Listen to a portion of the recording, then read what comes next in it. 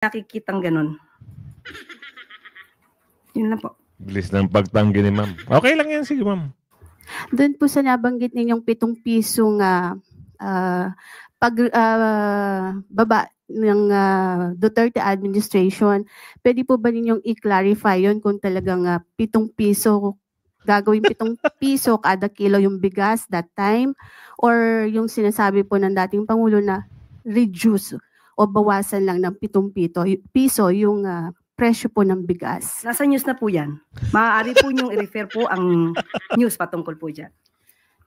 So, malinaw po na reduce po yung nabanggit. Pero kayo sabi ninyo sa inyong vlog po ba yun, whatever, yung 7 piso, sabi niyo pangako 7 piso at parang sort of ganun. Pwede po ba linawin lang natin yun para hindi naman pagmula ng fake news? Sa vlog po ba? Napanood po sa Hindi po yata yun nabanggit sa press briefing. Ayoko na mag-explain kay Castro kung ano ang ibig ko sabihin. Kapag hindi niya naintindihan, ay kasalanan niya yon at wala akong obligasyon na mag-explain sa kanya. Last question. To them as haka-haka before because I really didn't want to believe that yung mga kababayan pala abroad talaga yun din pala talaga ang ano sa'yo. Oh sir, maraming yan. Sa IME.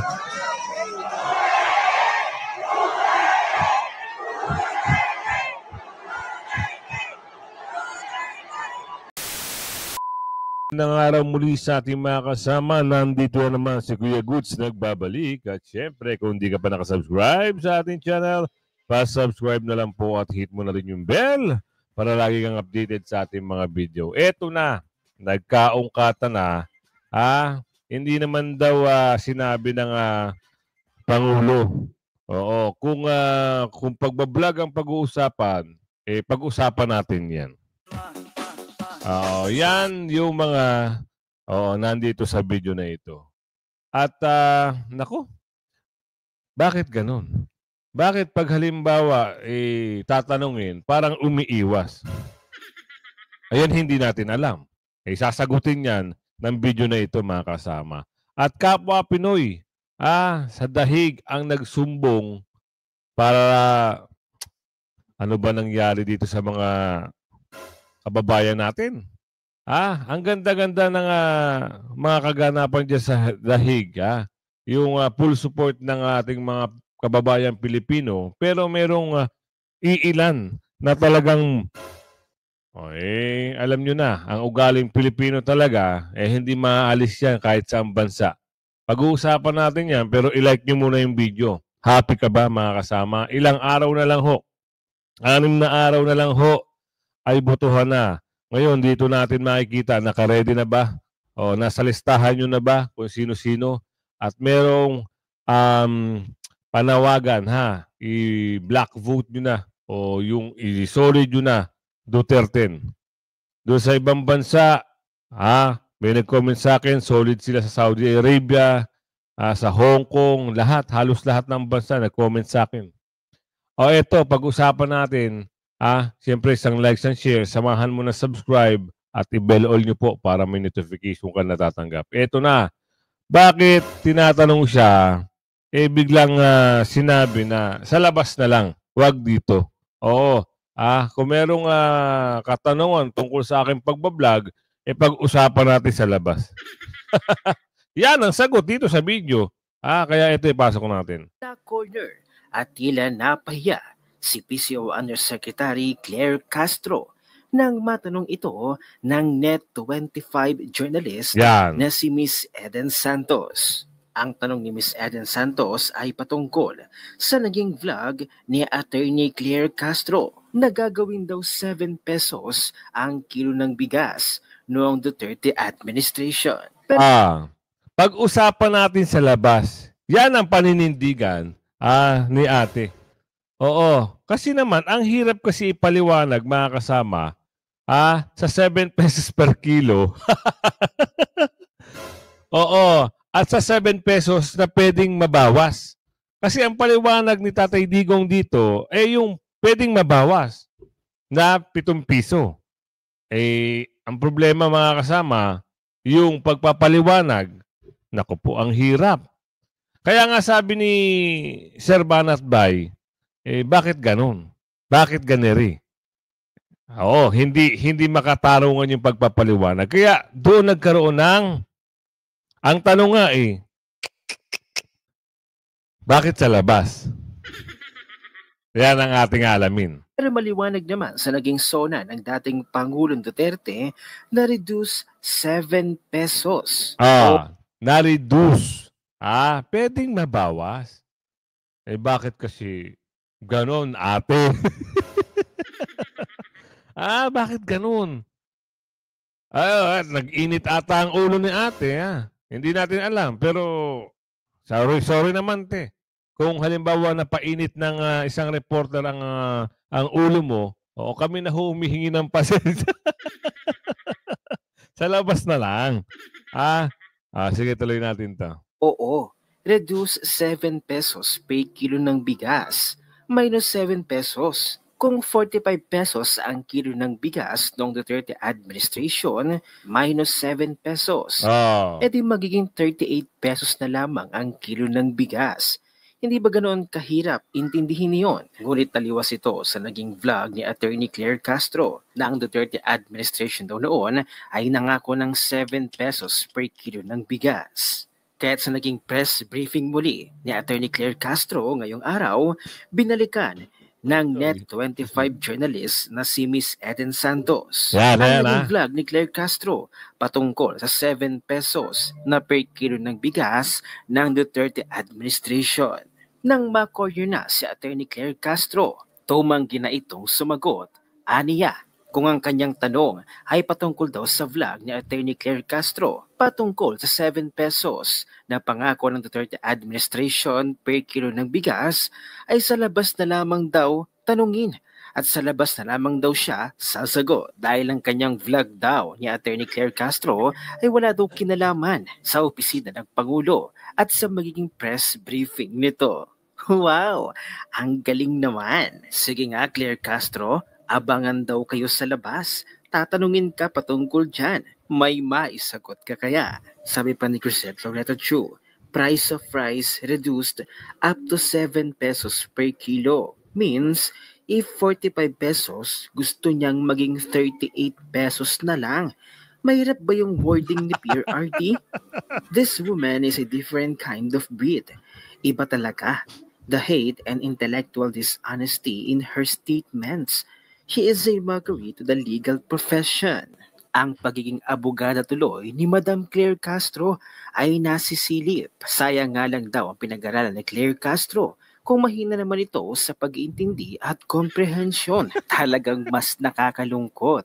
Dahil kahit lawyer ka na, mahina pa din pala ang iyong komprehensyon. Sayang nga lang daw yung mga ginugol na taon sa law school. Sayang lang yung mga ilang buwan na puyatan for preparation for the board exam. Tapos, simpleng comprehension lang. Sa kilo ng bigas, sumablay pa. Narito pa ang nakakatawa at nakakaasar na comment at reaction ni Mr. Will Tucker. Panoorin natin. Ayan. Kayo ho mga kasama, kung ano yung sinabi ni Tatay Digong, naintindihan nyo ba? Survey tayo. Kasi parang, ang layo ng paliwanag, base sa video. Ang layo kasi ng paliwanag Gusto nyo makita yung buong video? Kung paano tanungin, ay ipapasok ko para alam nyo rin. Kasi baka mamaya sabihin nila, fake news ito. Tinanong kasi siya Di ba? Ano ba yung paliwanag mo? Ano ba yung paliwanag mo doon sa sinabi ni Tatay Digong? Di ba na-vlog na ni Sir Banat Bay? Kaya naitanong ito. Naitanong ito ni ng isang reporter ng Net25 na si Miss Ned. Ito. Para maliwanag sa atin lahat. At ma'am, baka po magalit kayo sa amin. Sabihin nyo naman fake news ito. Oo, kasi ang layo ng reduce sa pangakong 7 pesos. Di ba? Nandito po tayo sa ating press briefing para ihayag po ang direktiba, announcements ng palasyo. Hindi po patungkol sa aking pagbablog. Hindi po Maraming nabanggit ko salamat lang po. po yung vlog, Yusek, para lang po hindi Miss Eden, pasensya na po, hindi po ako makakasagot ng anumang sinabi ko outside from this press briefing. Kung ano man ang aking naging opinion personal, pag-usapan natin sa labas at hindi dito po. Inuulit ko po, ang aking pag-vlog ay wala pong kinalaman ang palasyo, ang Pangulo at ang gobyerno. Torres, Radio 630.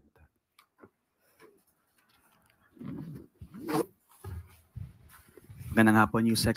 Can you confirm lang po yung report na nagpatawag daw po ng spiritual at planning session si Pangulo sa mga cabinet officials nitong Sabado? Ano pong napag-usapan at nailatag na plano sa session? Well, maganda po kasi nagkakaroon din po ng mga pagsasama-sama ang Pangulo at ang kanyang mga cabinet secretaries.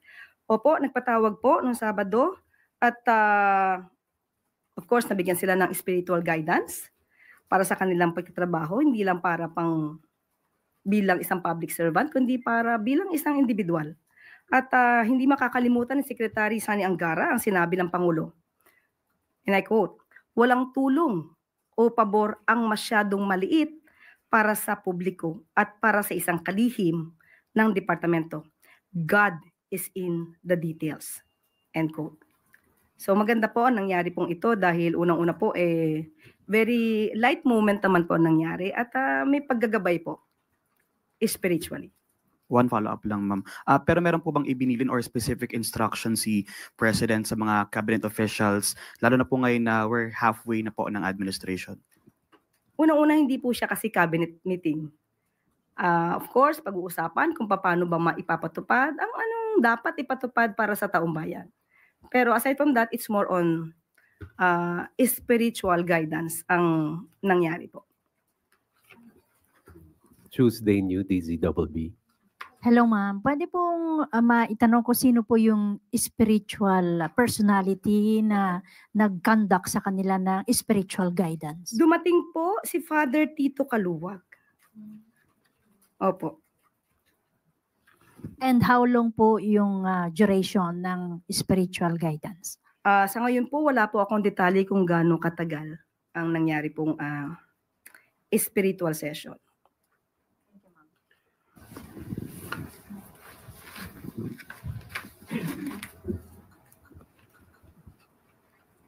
Ito na mga kasama. Ito na yon. Pakinggan nyo mabuti. Natatawa na kagad ako mga kasama Pagbungad na pagbungad pa lang, talagang parang, basta, intindihin nyo. Good morning po, Yusek. Binatikos po ni dating presidential spokesperson Attorney Harry Roque yung anyay lantarang katiwalian ng mga Marcos sa gitna po ng investigasyon ng Hong Kong sa umano'y gold-linked money laundering activities. Ito po yung nabanggit din sa isang media entity dito sa Pilipinas, bukod po doon sa mga report from Hong Kong and Taiwan. Nakarating na po ba ito sa kaalaman ng Pangulo? Ano po yung kanyang reaction kaunay nitong panibagong allegation po na ito? Wala pong katotohanan. Yun lang po. So you categorically deny po ito? Walang katotohanan. Doon po sa pagdalo ng Pangulo kanina po sa One Cebu rally sa Cebu, yung po ang presensya ng Pangulong Marcos ay sign po ba yon na yung suporta niya kay suspended Governor Cebu Governor Gwen Garcia ay parang sign din na sinusuportahan niya yung paglabag or hindi pagsunod ni Governor Gwen doon po sa kautusan ng Ombudsman? Wala po tayo nakikitang ganun. Yun lang po. Bilis ng pagtanggi ni ma'am. Okay lang yan, sige ma'am. Doon po sa nabanggit ninyong 7 pisong baba ng Duterte administration, pwede po ba ninyong i-clarify yon kung talagang 7 piso, gagawin 7 piso kada kilo yung bigas that time, or yung sinasabi po ng dating Pangulo na reduce o bawasan lang ng 7 piso yung presyo po ng bigas. Nasa news na po yan. Maaari po niyong i-refer po ang news patungkol po dyan. So, malinaw po na reduce po yung nabanggit. Pero kayo sabi ninyo sa inyong vlog po ba yun or whatever, yung 7 piso, sabi niyo pangako 7 piso at parang sort of ganun. Pwede po ba linawin lang natin yun para hindi naman na pagmula ng fake news. Sa vlog po ba? Napanood po sa Hindi po yata yun nabanggit sa press briefing. Opo, hindi po sa press briefing. Parang you're talking na pinapakita nyo pa yung SONA something ni PRRD. Para lang po magkaroon ng sa halip Hindi na... po yung pahayag ng Pangulo. Nandito po tayo. Ang tinatanong po, ma'am, yung paliwanag nyo doon. Hindi naman sinatanong na kung pahayag ng Pangulo. Ma'am, sorry ha. Baka magalit kayo. Kayo ho ay public servant o gobyerno ha. Baka mamaya kagaya rin kayo ng iba, yung balat ay sensitibo, magalit kayo. Ito ay nagre-reaction lang ang taong bayan. Magre-react sila dahil tinatanong po kayo kung ano ho yung pahayag nyo doon. Totoo po ba? Parang yung sagot po ay pero parang medyo malayo. Tuloy natin. Sa ating press briefing para ihayag po ang direktiba, announcements ng palasyo. Hindi po patungkol sa aking pagbablog. Hindi ba nabanggit ko lang po yung vlog, Yusek, para lang po hindi malito. Then, pasensya na po, hindi po ako makakasagot ng anumang sinabi ko outside from this press briefing. Kung ano man ang aking naging opinion personal, pag-usapan natin sa labas at hindi dito po. Kasi po parang makaka-apekto rin po dun sa mga ng Pangulo na medyo iba yung concern nga si ma'am Tama nga naman. May concern si ma'am. Baka maka-apekto dito sa nakaupo ngayon. Bakit ganun? Tama. Merong point si Miss Eden Santos. No? Kung halimbawa kasi ikaw ay tagapagsalita o under at ganun. Oo. Siyempre, paniniwalaan ka ng mga taga-suporta ng nakaupo. Ngayon, kung mga sasabihin mo ay hindi, alam nyo na mga kasama, siyempre, pwedeng maka-apekto nga naman. So, ang problema, ayun, medyo hindi ata maganda yung ni ma'am, medyo sa labas na lang pag-usapan. Sa labas na lang, Ma'am Eden, at ikwento mo na lang sa amin kung ano yung napag-usapan at ano sinabi. Miss Eden, kung ano po ang inyong pakay patungkol po dito. Inuulit ko po, ang aking pag-vlog ay wala pong kinalaman ang palasyo, ang Pangulo, at ang gobyerno. Let's move on. Thank you. Let's move on na ha. Yun lang nabanggit dito. So, tama, may point si Ma'am Eden. So, kung ano yung patungkol ni Ma'am Eden, dito sa tanong, sa labas na nga lang. Baka naman, baka mas lalong magkaroon ng pronouncement at lalaki lang ng lalaki ang pag-uusap. Kaya sa labas na lang kayo, ha?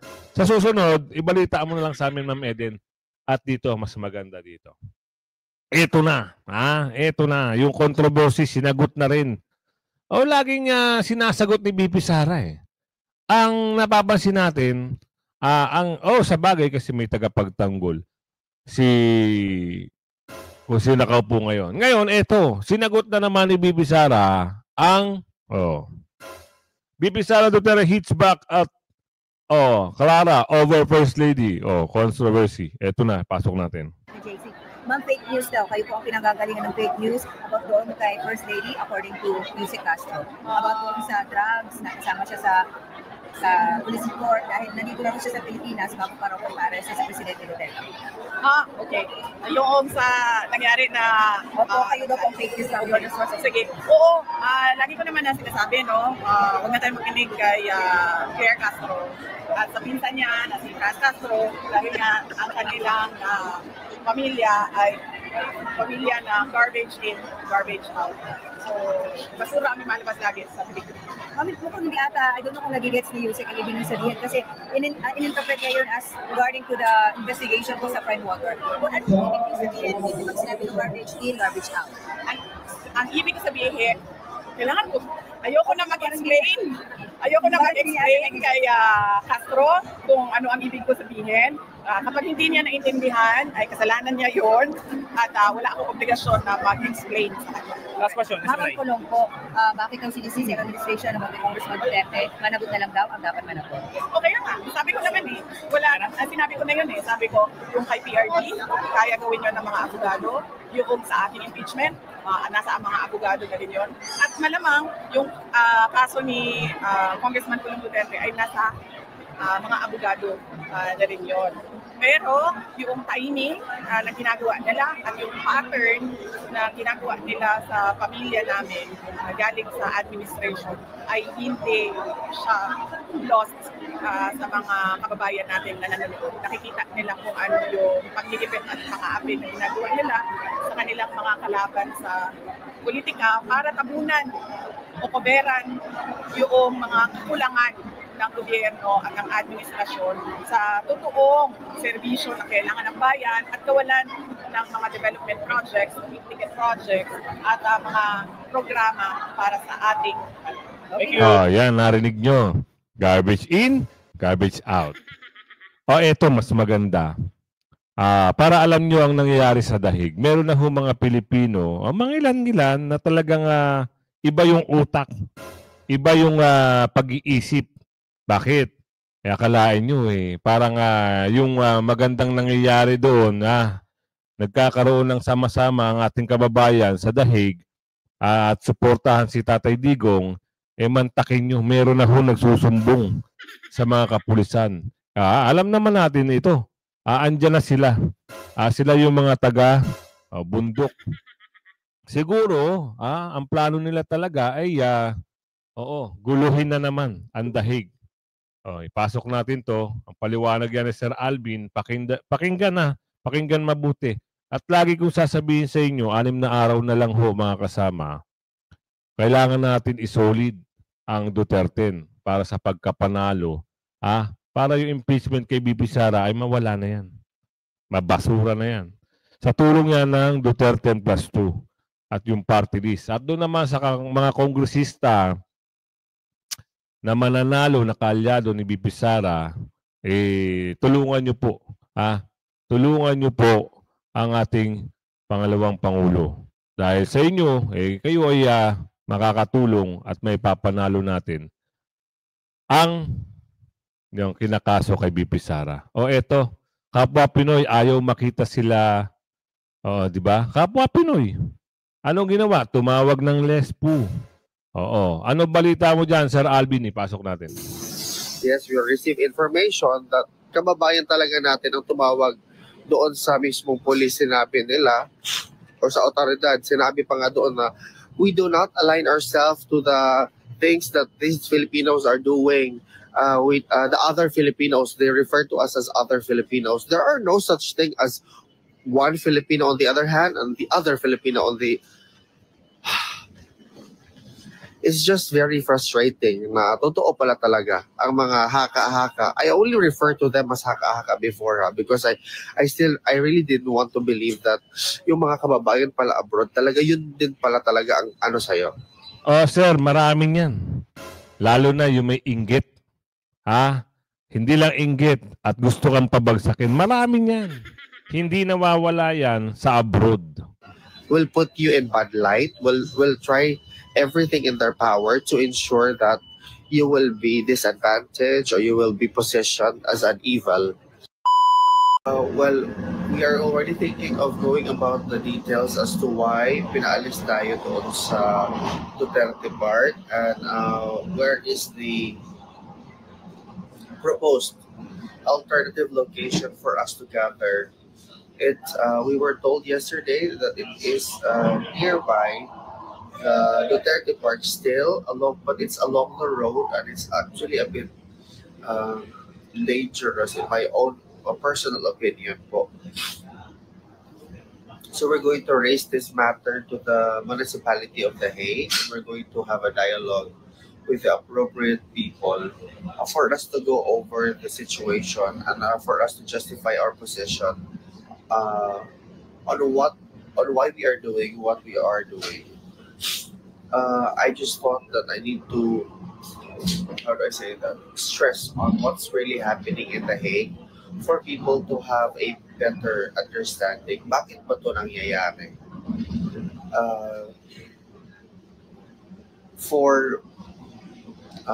To start, we are actually doing what we are doing as Filipinos.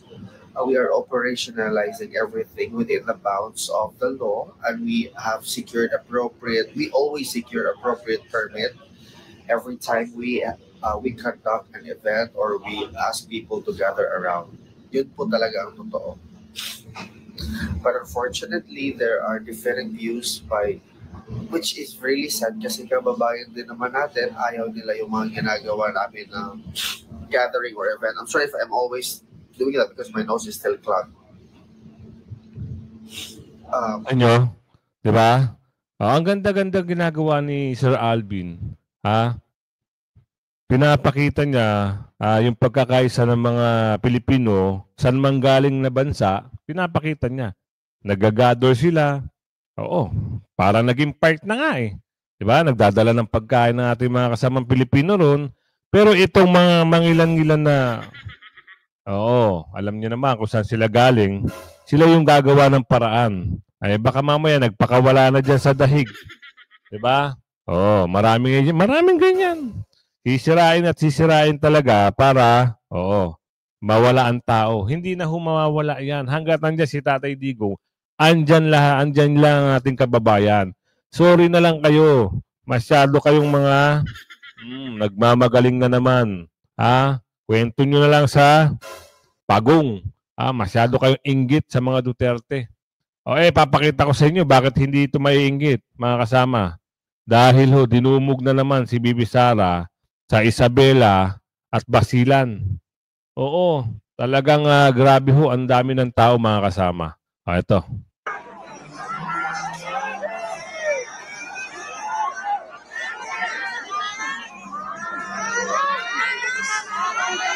Welcome to Isabela City. Isabela. Vice President Sara C. Duterte. Isabela yan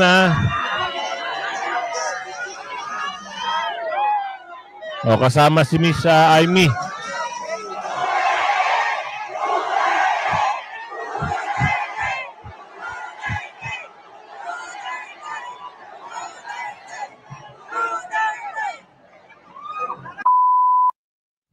Ibang klase Ibang klase yung makikita niyong video. Talagang punong-puno ng tao. Punong-puno ng ating mga kababayan.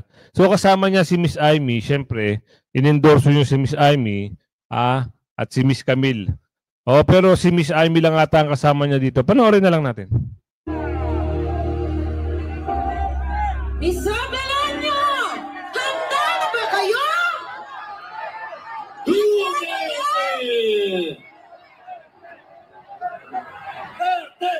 Duterte! Duterte! Duterte! Duterte! Duterte! Duterte! Duterte! Binumog si Bibi Sara,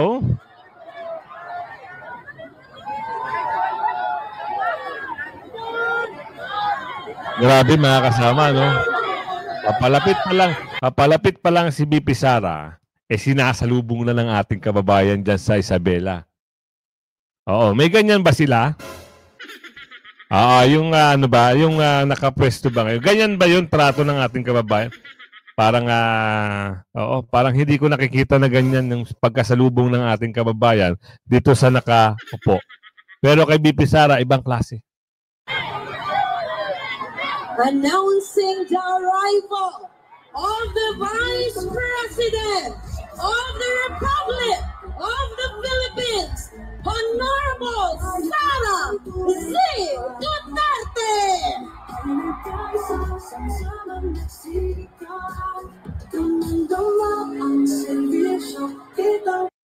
Dito na advance natin. Ayan, oh. Punong-puno. Ay, grabe. Hindi mahulugang karayo, mga kasama.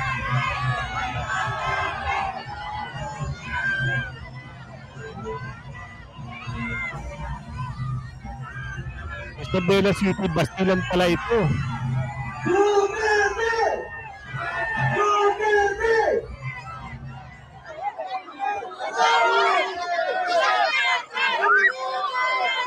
Announcing the arrival of the Vice President of the Republic of the Philippines.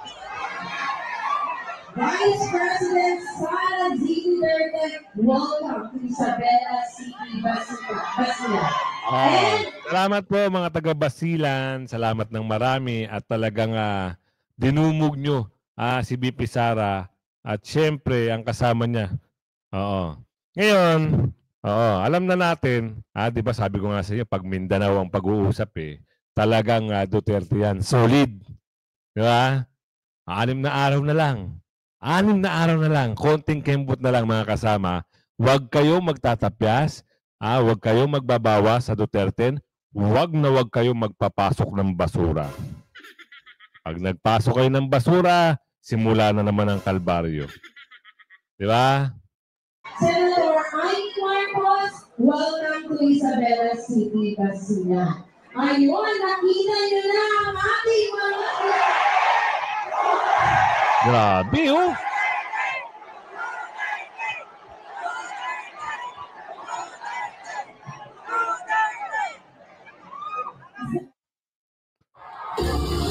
Dami, oh!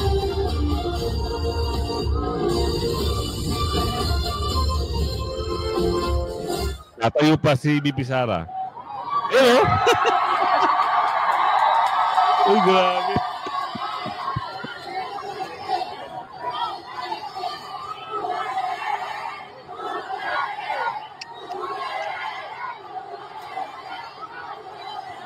Ikilabutan ka mga kasama pag nakita mo ito ng personal. Itong dami ng tao na ito. Kaya sabi ko nga sa inyo, tutok lang kayo lagi at i-share nyo yung video natin. At bibigyan ko kayo ng napakagandang mga upload at reaction video. Hanggang sa muli mga kasama. Bye-bye!